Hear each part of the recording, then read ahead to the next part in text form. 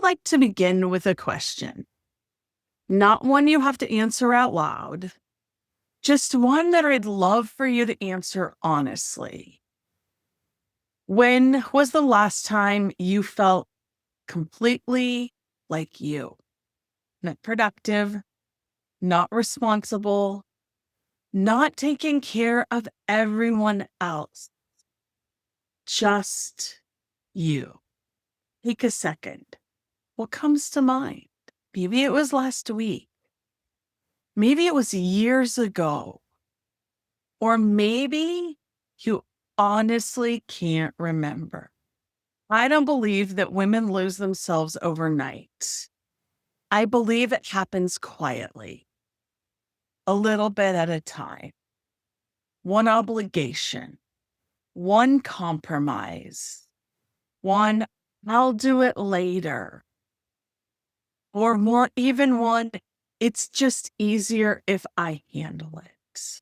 Until one day, life still looks full, things are still happening, but inside, something feels missing. And I know this because I've lived parts of that journey myself. Hi, I'm Jen Anderson. I'm a beliefs and boundaries specialist, accountability coach, and author. For years, I've had the privilege of walking alongside women who look like they're holding everything together on the outside, while quietly wondering where they went in the middle of taking care of everyone else. What I've really discovered is that most of these women don't need another productivity system or a list of things they should be doing. They need a safe space to slow down, reconnect with themselves, and begin trusting their own voice again. And that's exactly what I hope this time will be for you. Before we go any further, I'd love for you to grab a notebook. Not because I'm going to overload you with information. To be honest, I hope you write very little about what I say.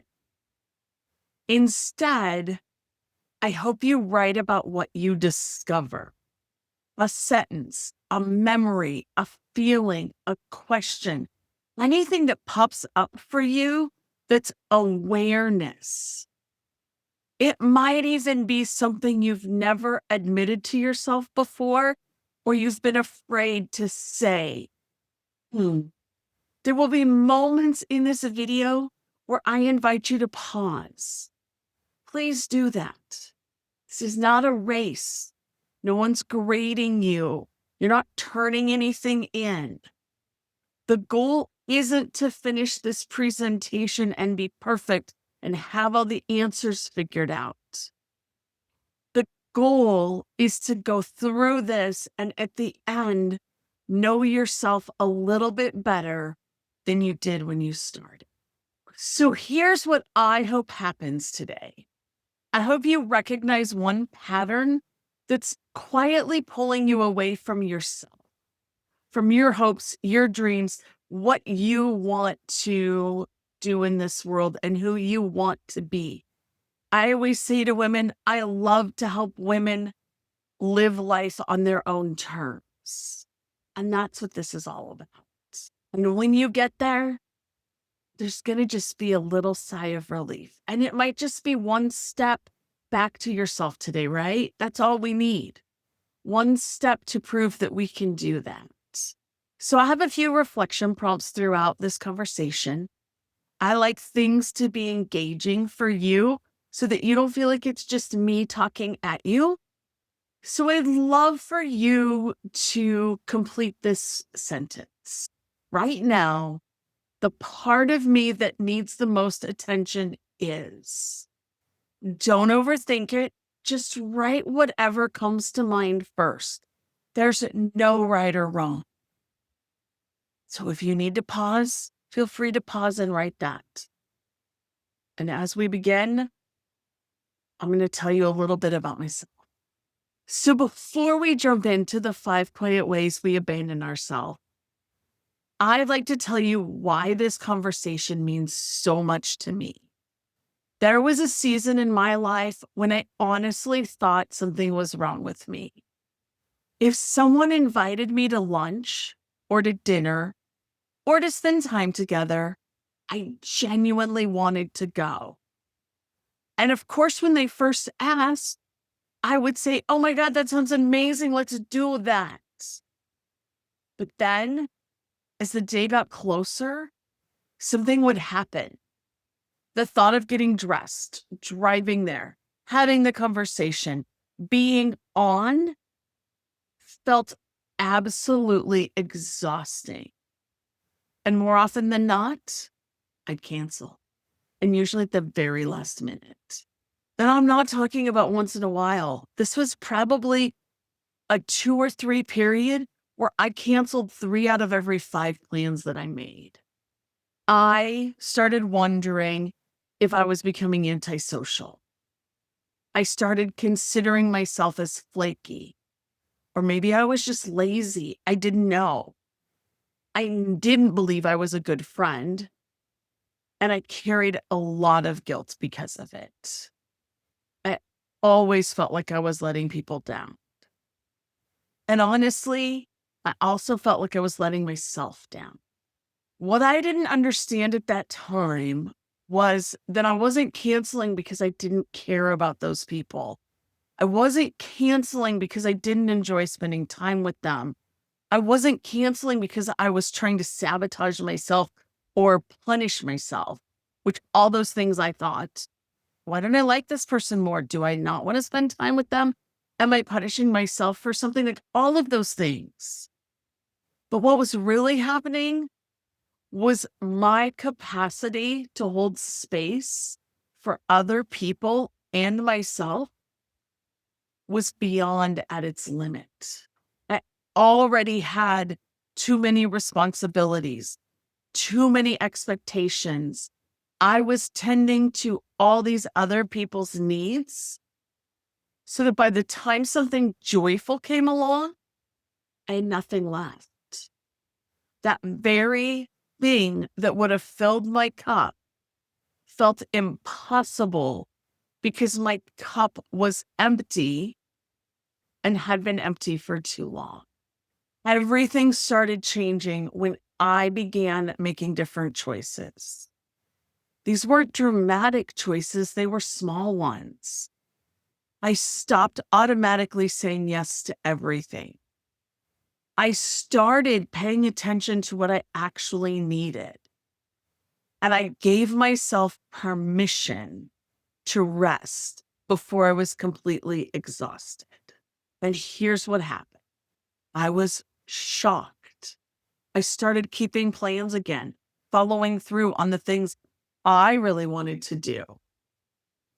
Not because I became more disciplined, but because I finally had something more to give.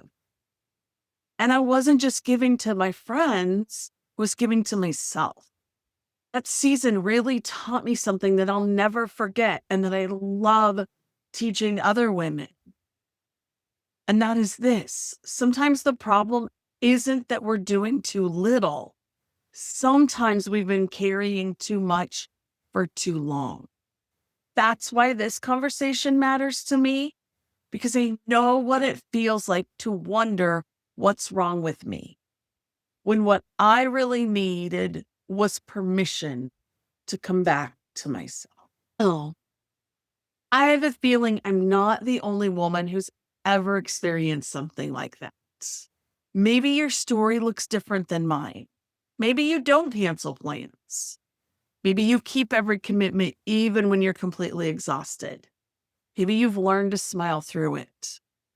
Maybe you've become so used to putting yourself last that you hardly notice you're doing it anymore.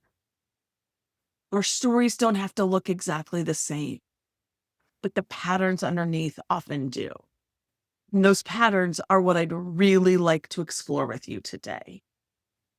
Because before we can find our way back to ourselves, we have to notice the quiet ways that we've been drifting away. I want to share 5 quiet ways this often happens. And as we go through them, don't worry about trying to remember everything. I really just want you to notice which one makes you stop for a second and think, oh, I do that. That moment of awareness is where change begins. Let's talk about the first one. We stop listening to ourselves. I don't think most women wake up one morning and decide they're going to ignore themselves. I think it starts much smaller. You have a feeling, an instinct. Something inside you says, I don't really want to do that. Or something doesn't feel right. Or it might just be, I'm exhausted. Almost immediately, another voice jumps in. Don't be difficult. You're going to disappoint them. You can push through. It's not that big of a deal.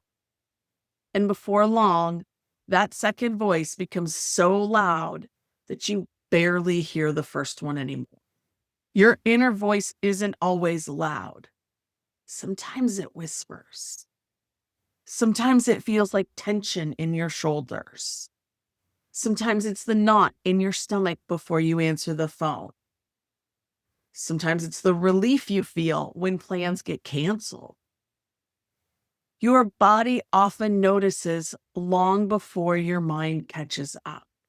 And I told you, I've done this more times than I can count. There were so many moments where I knew I needed rest, where I knew I needed to say no, where I knew something wasn't right. But I kept going because everyone else seemed to need something. And maybe you've done that too. Maybe you're in a season where you're really doing that right now. This is a good time to become aware of it. So I'd love for you to think about the last week. Not last year, not 5 years ago, just the last week. Was there a moment when your inner voice tried to tell you something and you talked yourself out of listening? Or could it be that you just ignored what you felt was going on and you just rushed right through? So this could mean like somebody asked you to do something and instead of thinking about it, you just instantly said, yes, I can do that. Even though you knew you had 5 other things to get accomplished that day, I'll squeeze it in. And those were probably your words. I'll squeeze it in. I'll make it happen. That's the awareness I want you to come into. So if something came to mind, I don't want you to lose it. Write down one word, one sentence. That's all. If you'd rather think about it later, write it down and then circle it so you can come back to it. Goal isn't to have all the answers today. The goal is to simply start the awareness process. Start noticing. And if you want to write more, pause this right now. There's a great place to pause and just write it. Here's something I've learned. Every single time we ignore ourselves, it becomes a little easier to ignore ourselves the next time. Not because we're weak, but because it becomes a practice. When we override our own needs, dismiss our feelings, we're showing ourselves that everyone else's voice deserves more attention than our own. And we're also teaching other people the same thing. We teach people how to treat us by what they see us do. So if we always see us overriding ourselves, if they see that, they're going to go, oh, well, she can handle it. And they're not trying to be mean. They're simply noticing what you do and they're learning from you. This is a subconscious behavior. I have some really great news because the opposite is also true. Every time you pause, every time you listen, every time you honor what you already know, you're practicing to trust yourself again. Isn't that great? We get to practice the opposite now. It's kind of like we can do negative thoughts or we can do positive thoughts. And we have to be intentional about what we're doing. So let me ask you something. What if the goal wasn't to become more confident? What if the goal was simply to become someone who listens to herself a little more often? Confidence often grows from trust, and trust grows from keeping small promises to yourself. If this has brought a specific person or situation or memory to mind, you can give yourself permission to pause this. And again, you don't have to figure it all out today. Just don't rush past it. Some of the important discoveries happen in these quiet moments. So if you need to take some time and think about what this all looks like, pause this, write out what's coming up for you. Then you can come back and we can go into the second way. So the second quiet way is listening to ourselves is where the journey begins. But once we stop listening, something else usually follows. We begin saying yes to things that our heart had already said no to. Second quiet way we abandon ourselves without realizing it is we say yes when we really mean no. So think back to the last time someone asked you for something. Maybe they needed a favor. Maybe they asked you to volunteer. They wanted your time, your energy, your help. And before you even answered, what happened inside of you? Not what you said. What happened before you said anything? Oh, because I've noticed something interesting. For many women, the answer comes almost immediately. Sometimes it's a quiet, I just can't do that. Not this time. Sometimes you feel like I just don't have the capacity. These are like background noise, right? Sometimes you just don't want to. Before you really actually hear that, it might come up for you and you might go, not again. But that's so fleeting that your brain jumps in and it goes, well, if we don't do this, they're going to be disappointed. They don't have anyone else to ask. We have to bail them out. We do it every time. Oh, come on. It's only a couple of hours. We can handle this. And this might also be the other person saying some of these things to you and your brain's agreeing with them. You might also think, I should just be able to do this. Or it's going to be easier if I just do it and deal with it than to listen to them be upset and rant and rave. Does any of that sound familiar? I think this is one of the easiest and the quietest ways that we abandon ourselves. Not because we say yes. There are plenty of places and choices in our lives when yes is exactly the right way to go. It's when we say yes and we don't really mean it. We're pushing down our own no. So that changes everything. So we used to think that this was just about people pleasing. And sometimes it is. But I think there can also be a deeper root to it. When we repeatedly ignore what we know is true for us, we slowly begin believing our needs matter a little less than everyone else's. Not all at once, just one yes at a time. So let's do another reflection. If I get to think about a yes you've given recently, not your biggest one, just one that comes to mind. Maybe it happened yesterday, last week, but whenever it was, I want you to ask yourself 3 questions. Before I answered, what did I actually want?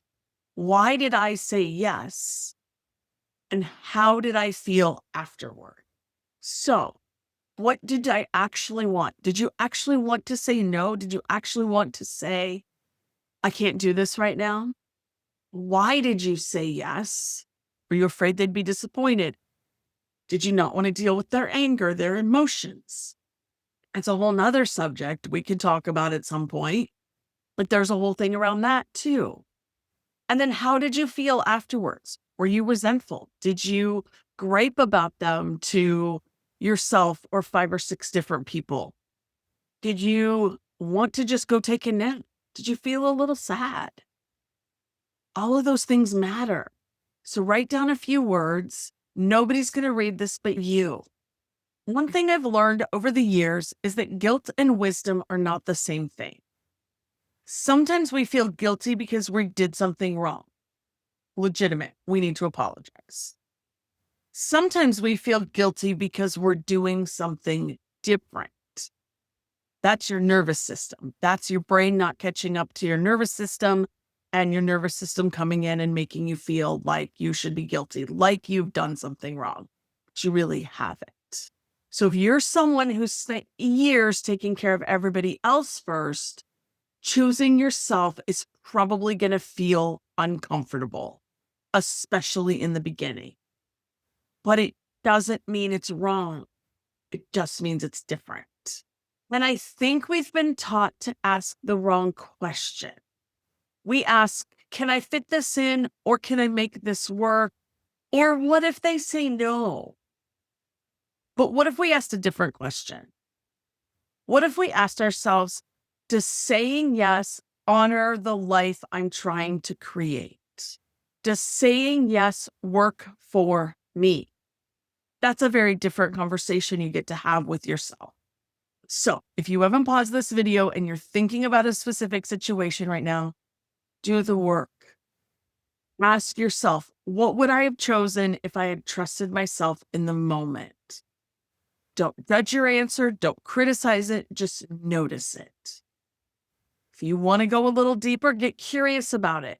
I wonder why I would have chosen that. What else was going on for me at the time? What else would I have rather been doing? Those are all valid questions. But don't judge it. Don't give yourself a hard time and go, well, what I wanted to do was not more important than what they had going. That's not the point. The point is you didn't honor yourself and you let them be in the forefront. And sometimes we have to, right? We don't have a choice. Sometimes we do. Sometimes we have small kids. They have to take the forefront. I get that. But there are other times that we get to be, if you want to call it selfish, call it selfish. I don't think being selfish is a bad thing. I think you need to be selfish to do the things that you need to do, to accomplish life the way you want to accomplish it. And I know this isn't easy. Sometimes the hardest person to disappoint is us, because we've become so accustomed to putting ourselves last that we hardly notice we're doing it anymore. But every time you choose a yes that reflects your values instead of fear, you're finding another piece of yourself again. So we've talked about listening to ourselves. We've talked about saying yes after our heart has already said no. The third quiet way we abandon ourselves is a little different. It doesn't happen in one decision. It happens over years. And I think it's the one that tends to surprise women the most. We become who everyone else needs us to be. This is where you get to think about all the roles you play. Maybe you're a wife, a mom, a daughter, a friend, a caregiver, a business owner, an employee, a volunteer. Maybe you're the one everyone calls when something else goes wrong. Or maybe you're the one who remembers birthdays, appointments, and all the little things that make everyone else's life run smoothly. Those roles matter, but here's where it gets tricky, and this is what I'd love for you to consider. Who are you underneath all of those roles? So I'm a wife, a daughter, a friend, a business owner, a colleague, business bestie. I mean, like, I have a lot of roles, but underneath all of that, I also say I'm a beliefs and boundaries specialist. That doesn't define who I am as a person.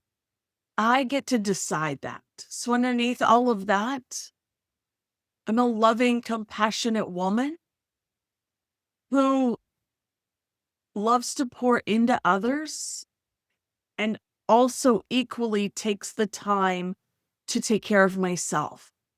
I give myself rest when I need to. I give myself permission to do all of the fun things that I want to do, like traveling. I love to travel, even if it's just a day road trip. It's one of my favorite things to do. I allow myself to do that, even when I have other obligations, because sometimes that's what helps me to do the other obligation. And I'm not going through this with you so that you feel guilty. I'm asking you these questions because I think so many women haven't been asked that question in a long time. Who are you underneath all these roles? We're often asked, what do you do? Who needs us? What's on your schedule? How's everyone else doing? But very few people stop and ask, how are you? What lights you up? What have you been longing for? What have you quietly set aside? Been seasons in my own life where I've become so focused on taking care of responsibilities that I forgot to ask myself what I needed. We get in the trenches and we forget. And it's not because I didn't care, not because I wasn't capable. Life simply became about responding instead of choosing. And I'm going to venture that you've experienced that too. I also don't believe that we lose ourselves all at once. It's much quieter than that. We stop reading the books we used to love. We stop making time for hobbies. We stop dreaming. We stop asking what we want. And eventually we stop noticing that we've stopped. That's the part that's really heartbreaking, because the woman you were created to be doesn't disappear. She just gets buried underneath years of responsibility, expectations, and survival. So what's the first thing that comes to mind when I ask you this question? And I want you to complete this sentence. I miss the woman who. What do you miss about yourself that you used to do? Don't edit yourself. Don't try to sound positive. Simply finish the sentence. You can pause here. You can come back to it. Just, I miss the woman who. If nothing comes to mind right away, that's okay. Just sit with that question. Sometimes we've been disconnected for ourselves for so long that it takes a little while to answer that question and let it rise to the surface. And I'd like to tell you something that I hope you'll remember. Finding your way back to yourself isn't about becoming someone new. It's about reconnecting with the parts of yourself that have been patiently waiting for your attention. Your kindness, creativity, your curiosity, your sense of humor, dreams, your voice. They're not gone. They've simply just been waiting for an invitation for you to invite them back. So again, feel free to pause this and spend some time on it. It's okay. I so often hear women say, I just want to feel like myself again. But when I ask them what that is, they don't always know. So that's why this work is so important, because it's about bringing everything you've learned through your life experiences and reconnecting with the truest parts of who you've always been. So far, we've talked about listening to ourselves, honoring what we hear, and remembering who we are. The next quiet way we abandon ourselves happens after all three of those begin to fade. We slowly stop trusting ourselves. When you have to make a decision, who do you ask first? Do you ask your spouse, friend, a sister, a coworker? Maybe you go search online. Maybe you ask ChatGPT. Maybe you read 5 articles. Maybe you go into social media. Or maybe you even ask complete strangers. And while there's nothing wrong with seeking wisdom, I wonder, when did your own voice stop making the list? So, this isn't about asking your family what they want for dinner although that could play in if you never make a decision. This is about the real decisions. This is about the goodness in your life. I've worked with so many women over the years who tell me, I just don't trust myself anymore. When we start talking, I usually discover something interesting. It's not that they don't have wisdom. It's that they've practiced believing everyone else's opinions are more reliable than their own. Self-trust usually isn't lost in one big moment. It's built or slowly chipped away in hundreds of small moments. Every time you ignore your intuition, every time you dismiss what you're feeling, every time you convince yourself someone else must know better, every time you wait for permission to do something you already know is right for you, those little moments, they add up. So, what's a decision you've been wrestling with lately? It might be a small one, it might be a big one. Write it down. Now answer this question. If no one else had an opinion, what would I choose? How would I make that decision? Don't worry about whether it's practical. Don't worry about whether you'll actually do it. Just notice what your first answer is. Confidence doesn't come before action. Confidence grows because of action. The same is true with self-trust. We don't wake up one day suddenly trusting ourselves. We rebuild trust one kept promise at a time, one honest conversation at a time, one healthy boundary, one decision that reflects our values, one moment where we choose ourselves, even though we're scared. This is where a simple question has become incredibly important in my own life and in the lives of the women I work with. Whenever I notice myself feeling conflicted or overwhelmed, unsure, I pause and I ask myself this question. Am I choosing myself? Not in a selfish, egotistical way, not at someone else's expense, just honestly. Am I choosing me in this moment? If the answer is no, then I ask myself, what would choosing myself look like right now? The answer could be rest, asking for help, saying no, making the phone call that I've been avoiding, or giving myself permission to feel what I'm feeling.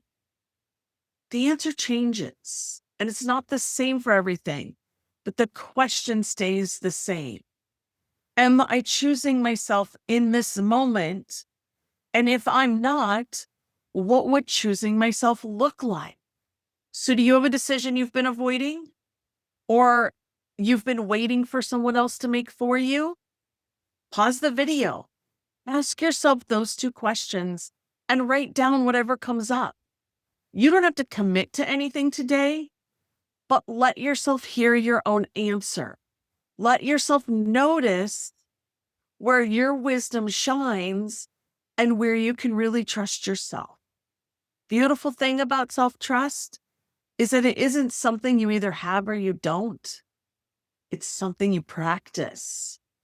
Every time you listen to yourself, honor what matters to you, keep one small promise to yourself, you're strengthening that relationship. So let's talk about the fifth way that we abandon ourselves and how it all ties together. Because even when we know what we need, many of us still wait. So I want to ask you, I like to say it's the final question, but I'm sure it's not because everybody says I'm full of questions. What have you been waiting for before you allow yourself to fully choose yourself? Maybe you've been waiting until life settles down, until work gets less busy, until the kids need you less, until your finances improve, until you lose the weight, until you're more confident, until someone gives you permission. Or maybe you've been waiting until you feel ready. I totally get that. I've done it too, and I probably still do it. I just recognize it differently now, and I can implement things and change that habit faster. And that's my goal for you. Here's what I've learned. Life doesn't hand us the perfect moment. There's almost always another responsibility, another appointment, another reason to put ourselves at the bottom of the list. If we wait until life gets easier, we typically don't do it. We push it back and push it back and push it back, and then we forget about it.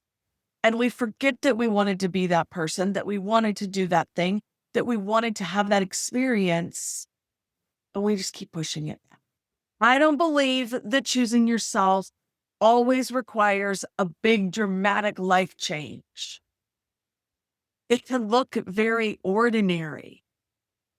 It might look like drinking your coffee before it gets cold, taking a walk because your body needs it, saying, I can't commit to one more thing right now, and holding true to that, scheduling the doctor's appointment that you've been putting off, turning your phone off for 30 minutes so you can dedicate your time to what's really important to you, going to bed when you're tired instead of answering one more email.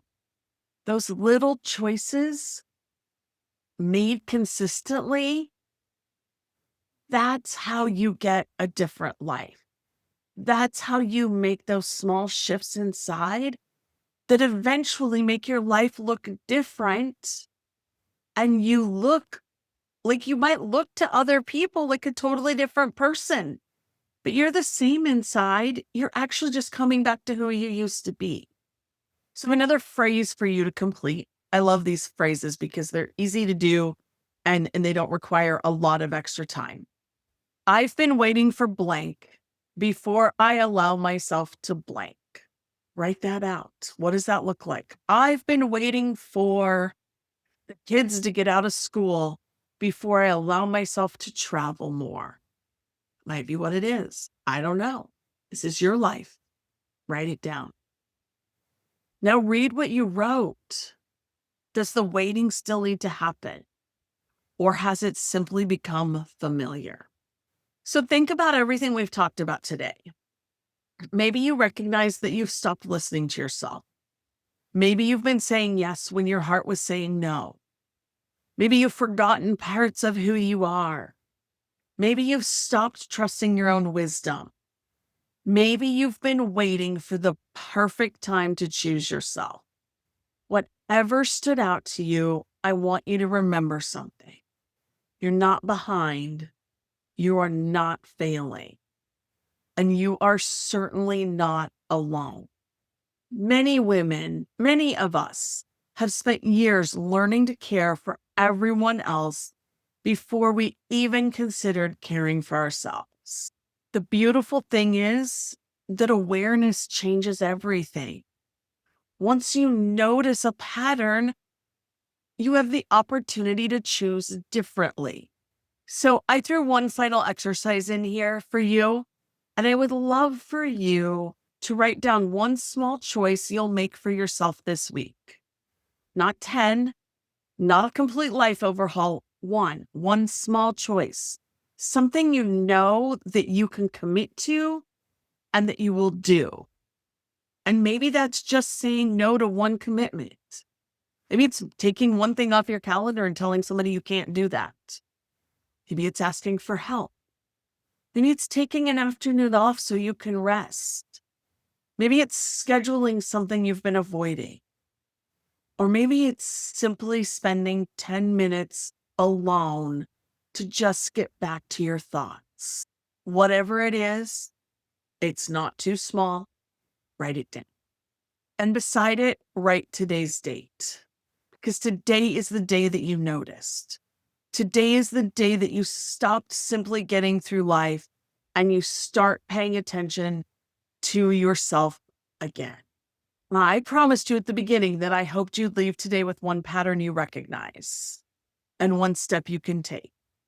I hope you have both. Before we finish today, I'd love to just take a moment to look back at where we've been together. Today wasn't really about learning 5 new ideas. It was about noticing 5 places where we sometimes drift away from ourselves. We talked about what happens when we stop listening to our own inner voice. When we say yes after our heart has already said no. When we become so focused on the roles we play that we lose sight of the woman underneath of them. When we stop trusting the wisdom we already carry. And when we keep waiting for the perfect time to choose ourselves. As I shared those 5 quiet ways, my hope wasn't that you would identify with all of them. In fact, if only one of them made you stop and think, that's me, then today was worth it. Because awareness is a beautiful way of opening doors that we didn't even know were there. I also hope you noticed something else. None of these patterns developed overnight. They were built through small choices repeated over time.